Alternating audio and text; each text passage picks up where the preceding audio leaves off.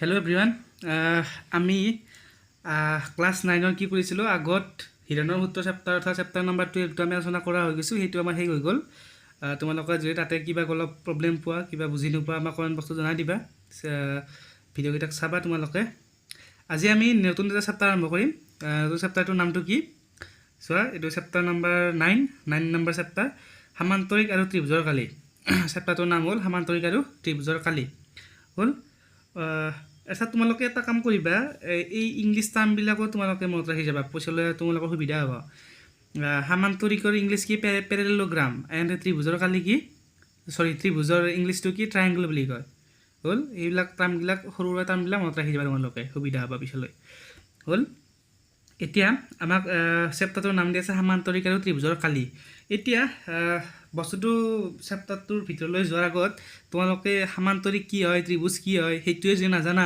ভিডিঅ'ত যোগ হৈ কি শিকিবা তেনেকুৱা হ'ব ন গতিকে তোমালোকে চেপ্টাৰটোৰ নামেৰে বস্তুখিনি বুজি ল'ব লাগিব কি কি কৈছে চেপ্টাৰটোৰ নামত কি কৈছে কি আছে কি নাই গতিকে মই চিম্পলি তোমালোকক কৈ দিছোঁ সামান্তৰিক মানে কি ত্ৰিভুজ মানে কি বা মই আঁকি থৈ আছে তোমালোকক দেখাই দিছোঁ এইটো চোৱা তোমালোকৰ যোনটো আমাৰ এইটো লেফ্ট ছাইডত ফিগাৰ আছে চিত্ৰ আছে সেইটো হ'ল সামান্তৰিক এতিয়া মই তলত দেখিছোঁ এইটো সামান্তৰিক বুলি এ বি চি ডি এইটো এটা সামান্তৰিক এগেইন ৰাইট ছাইডত যোনটো চিত্ৰ আছে ত্ৰিভুজ এইটো এ বি চি এইটো ত্ৰিভুজ এতিয়া সামান্তৰিকৰ তোমালোকৰ ডেফিনেশ্যনটো কি সংজ্ঞাটো কি একচুৱেলি যদি মই ক'বলৈ যাওঁ সামান্তৰিক মানে হ'ল এটা তোমালোকৰ চতুৰ্ভুজ হ'ল চতুৰ্ভুজ তো জানাই তোমালোকে য'ত চাৰিটা বাহু থাকে সেইটোৱে চতুৰ্ভুজ হ'ল আকৌ চতুৰ্ভুজ বেলেগ বেলেগ ভাগ আছে আৰু এইটোৰ এটা স্পেচিফিকেশ্যন ভাগ হৈছে সামান্তৰিক বা আয়ত বা বৰ্গ বা ট্ৰেপেজিয়ামো হয় তেনেকুৱা চতুৰ্ভুজবিলাকৰ নাম আছে এতিয়া এটা চতুৰ্ভুজক আমি সামান্তৰিক বুলি কেতিয়া ক'ম এতিয়া মই চোৱা কৰিছোঁ যেতিয়া এটা চতুৰ্ভুজৰ দুয়োযোৰ বিপৰীত বাহু সমান আৰু সমান্তৰাল হ'ল মই সামান্তৰিকৰ সংজ্ঞাটো লিখি লৈছোঁ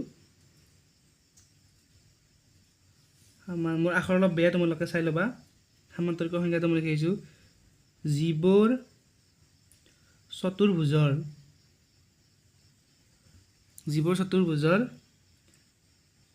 বিপৰীত বাহু কেইযোৰ সমান আৰু সমান্তৰাল তেনেকুৱা চতুৰ্ভুজক সামান্তৰিক বোলে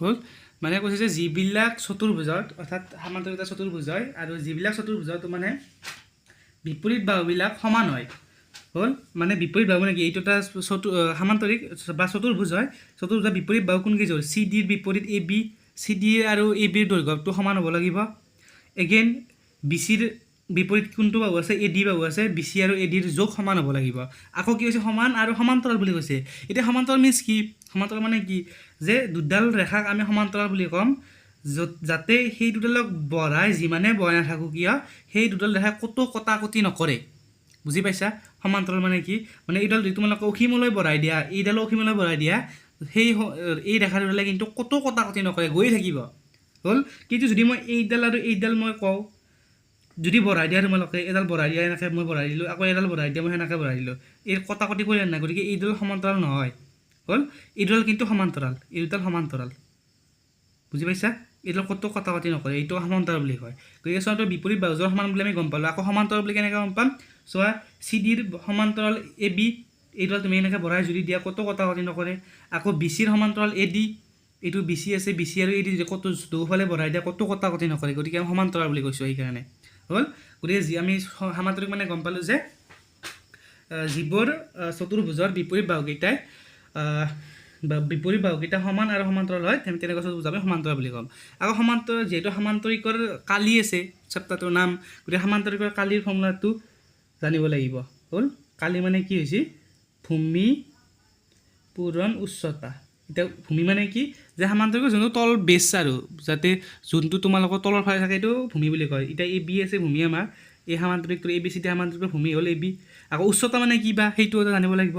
উচ্চতা মানে কি, এতিয়া যদি মই তোমালোকৰ উচ্চতা বুলি কওঁ, মানে তোমালোকৰ উচ্চতা মানে হ'ল হাইট ইংলিছত।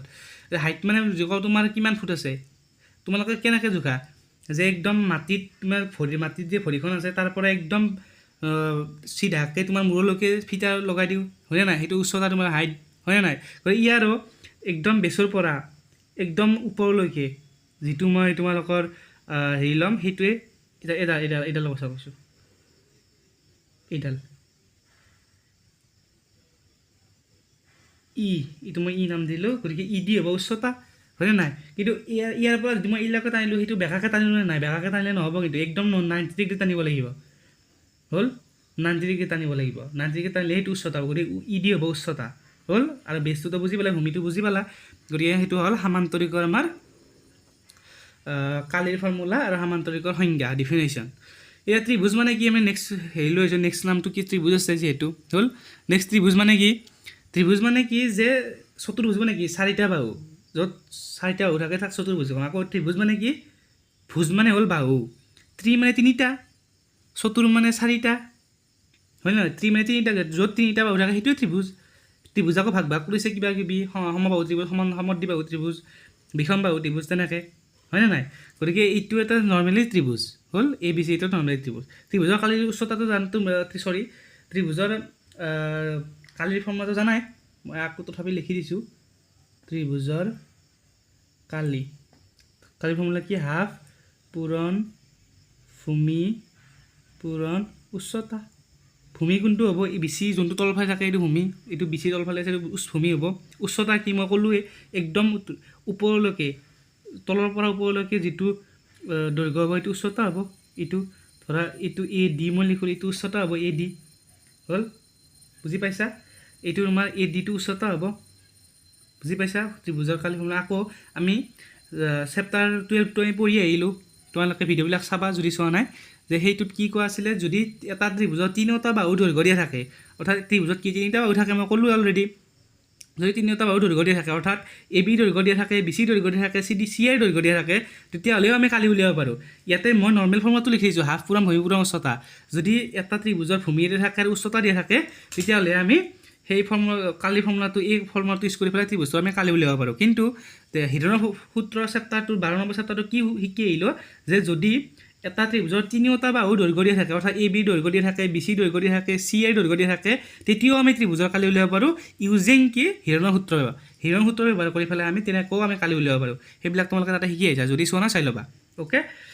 এতিয়া আমি ইয়াৰ কুৱেশ্যনৰ আহিম, চাই ল'বাচোন। নেক্সট আমি ডাইৰেক্ট একদম অনুশীলনী 9.1 আহিছোঁ। মাজত ক'ব লগা বিশেষকৈ একো নাই আৰু। 9.1টোৰ আমাৰ কি দিছে, চিম্পল এটা কুৱেশ্যন দিছে, কি দিছে চোৱা।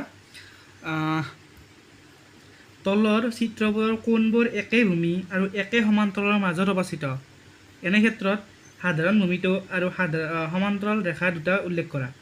যে তোমালোকক কি কৈছে, যে তলৰ কোনবিলাক চিত্ৰত 6টা চিত্ৰ দিয়া আছে, 1 2 3 4 5 6, 6টা চিত্ৰ দিয়া আছে, এই 6টা চিত্ৰৰ ভিতৰত কোনবিলাক চিত্ৰ একে ভূমি আৰু একে সমান্তৰালৰ মাজত অৱস্থিত, সেইটো কথা সুধিছে।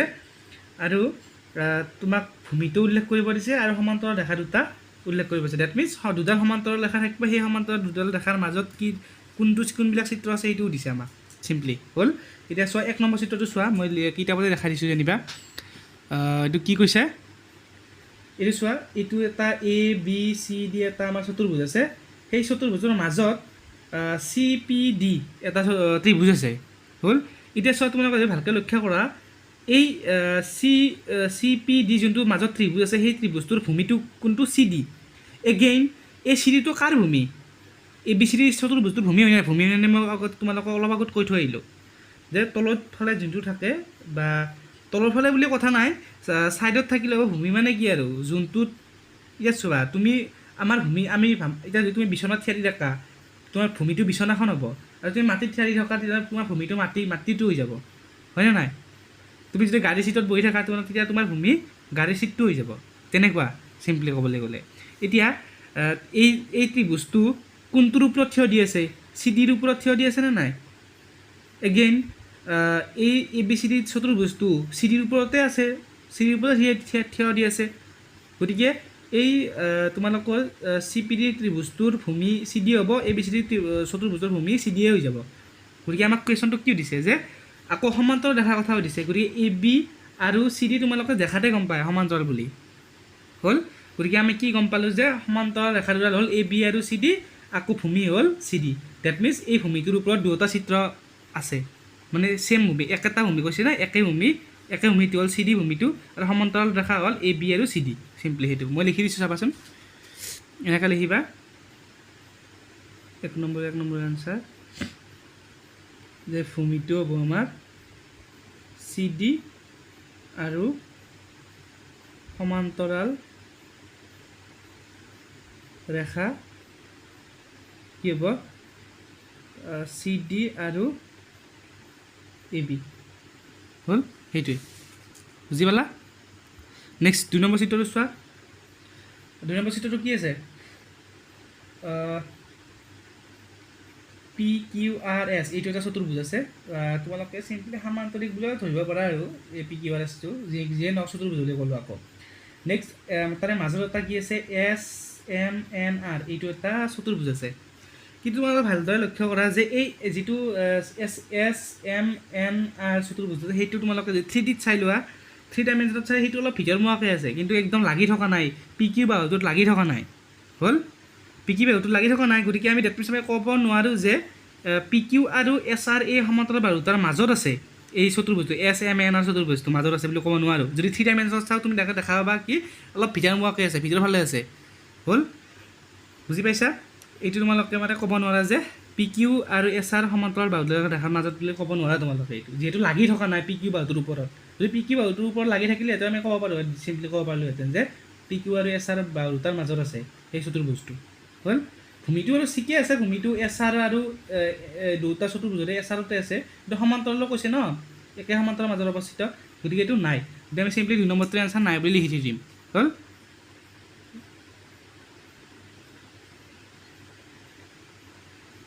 একে সমান্তৰালৰ মাজত নাই অৱস্থিত নহয় বুলি লিখিবা, অৱস্থিত নহয় হ'ল। নেক্সট 3 নম্বৰটো চোৱা। 3 নম্বৰটো কি আছে? S R P Q R S, এইটো এটা চতুৰ্ভুজ দিয়া আছে। এগেইন ইয়াৰ মাজত এটা ট্ৰাইংগল আছে, চৰি ট্ৰাইংগল মিনছ ত্ৰিভুজ আছে। ত্ৰিভুজটো কি আছে? P Q R. এতিয়া যদি তোমালোকে লক্ষ্য কৰা ইয়াৰে কমন ভূমি অৰ্থাৎ সাধাৰণ ভূমি কোনটো? ত্ৰিভুজটো আৰু চতুৰ্ভুজটোৰ এইটো হ'ব কিউ আৰ। মই অলপ আগতে ক'লোঁ নাই, তুমি য'ত থিয় দিয়ে থাক সেইটোৱে ভূমি হয়। তুমি যদি বিচনাত বহি আছা তোমাৰ বিচনাটো ভূমি হৈ যাব। এই গতিকে এই ত্ৰিভুজটো আৰু এই চতুৰ্ভুজটো কোনটো ভূমিৰ ওপৰত কম থিয় দি আছে? কিউ আৰৰ ওপৰত থিয় দি আছে, কিউ আৰৰ ওপৰত ডিপেণ্ড কৰি আছে হয়নে নাই? গতিকে আমাৰ ভূমি হৈ যাব, কমন ভূমি হৈ যাব কিউ আৰ। এগেইন যিহেতু এইটো একদম যোনটো ত্ৰিভুজৰ শীৰ্ষবিন্দু সেইটো চতুৰ্ভুজটোৰ বাহু এটাত লাগি আছে নে নাই? গতিকে আমি ক'ব পাৰোঁ যে পি এছ আৰু কিউ আৰ সেই বাহু দুটাৰ মাজত এই ত্ৰিভুজটো আছে। সেইটোৱে কুৱেশ্যন আমাক সুধিছে হয়নে নাই? গতিকে আমি কি লিখিম যে ভূমি হ'ব আমাৰ কিউ আৰ, আকৌ সমান্তৰাল বাহু এই দুটা আকৌ পি এছ আৰু কিউ আৰ সমান্তৰাল, যিহেতু এইটো সমান্তৰিক দেখাতে গম পায় হয় হ'ল। গতিকে আমি কি ক'ম যে পি এছ আৰু কিউ আৰৰ মাজত আছে। গতিকে এনচাৰটো লিখিম কেনেকৈ চোৱা। এনচাৰ ভূমি কোনটো ভূমিৰ ওপৰত দুটা অৱস্থিত? কিউ আৰ আৰু সমান্তৰাল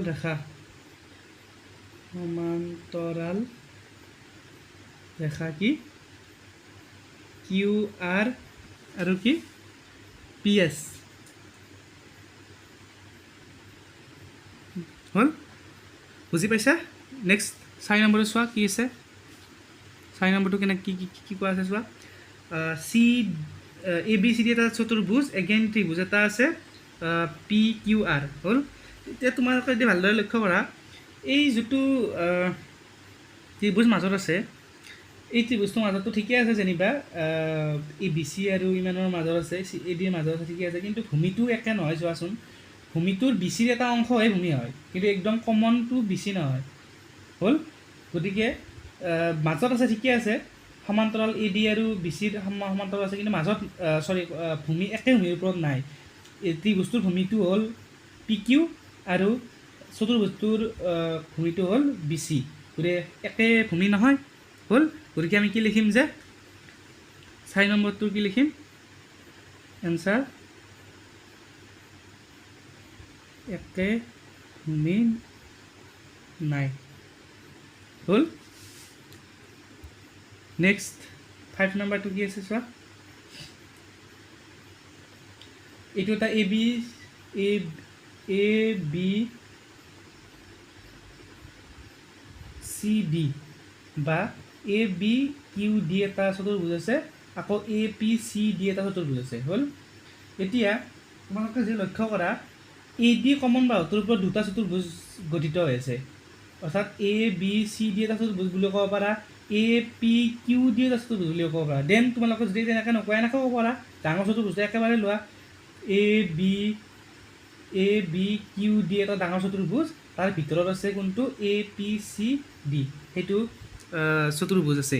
গতিকে ভিতৰত থকা চতুৰ্ভুজটো কোনটো এ পি চি ডি, সেইটো ভিতৰত আছে, আৰু কাৰ কাৰ সমান্তৰাল ৰেখা মাজত আছে এইটো চৰি কিউ, এইটো কিউ ন, বি কিউ আৰু এ ডিৰ মাজত আছে সমান্তৰাল ৰেখা। আৰু কমন ভূমি কি সাধাৰণ ভূমি, কোনটো ভূমিৰ ওপৰত দুটা চিত্ৰ আছে, দুটা চতুৰ্ভুজ আছে এ ডিৰ ওপৰত। গতিকে এনচাৰ কি লিখিম 5 নম্বৰ এনচাৰ কি লিখিম যে ভূমি হ'ব আমাৰ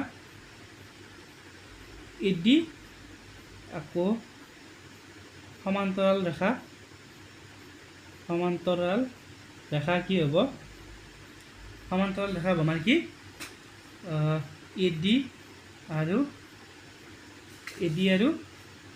বি কিউ হ'ল, এ ডি আৰু বি কিউ এইটো সমান্তৰাল আমাৰ ৰেখা হ'ল। নেক্সট 6 নম্বৰ কুৱেশ্যনটো লৈ আহা। 6 নম্বৰটো চিত্ৰটোত কি আছে দিয়া, 6 নম্বৰ চিত্ৰটোত কি দিয়া আছে, এইটো পি কিউ আৰ এটা ডাঙৰ চতুৰ্ভুজ আছে, তাৰে ভিতৰত এনেকৈ ভাগ কৰি পেলাই হেৰি আছে চতুৰ্ভুজ বনাই আয়ত বা চতুৰ্ভুজ বনাই দিছে আকৌ ভাঙি পেলাই। তোমালোকে লক্ষ্য কৰা যে এই 3টা বা 4টা যিমান চিত্ৰ আছে কমন বা একে ভূমি নাই, হয়নে নাই? একে ভূমি আছে জানো?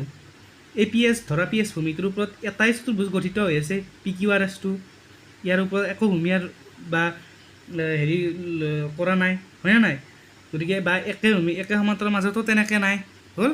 গতিকে আমি এইটো 6 নম্বৰটো নাই বুলি কৈ থৈ দিম চিম্পলি হ'ল।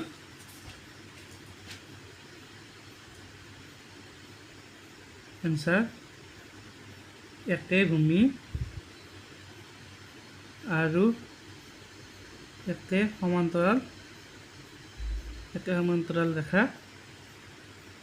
ৰেখাৰ মাজত নাই হ'ল। মই তেনেকৈ লিখি দিছোঁ চিম্পলি। অ'কে, ইয়াতে আমাৰ 9.1 অনুশীলনটো শেষ হ'ল। কিবা বুজি পোৱা নাই তোমালোকে কৈ দিবা হ'ল। নেক্সট আমি পিছৰখিনি আমি আলোচনা কৰিম। আজি ইয়াতে সামৰিছোঁ। থেংক ইউ, ধন্যবাদ।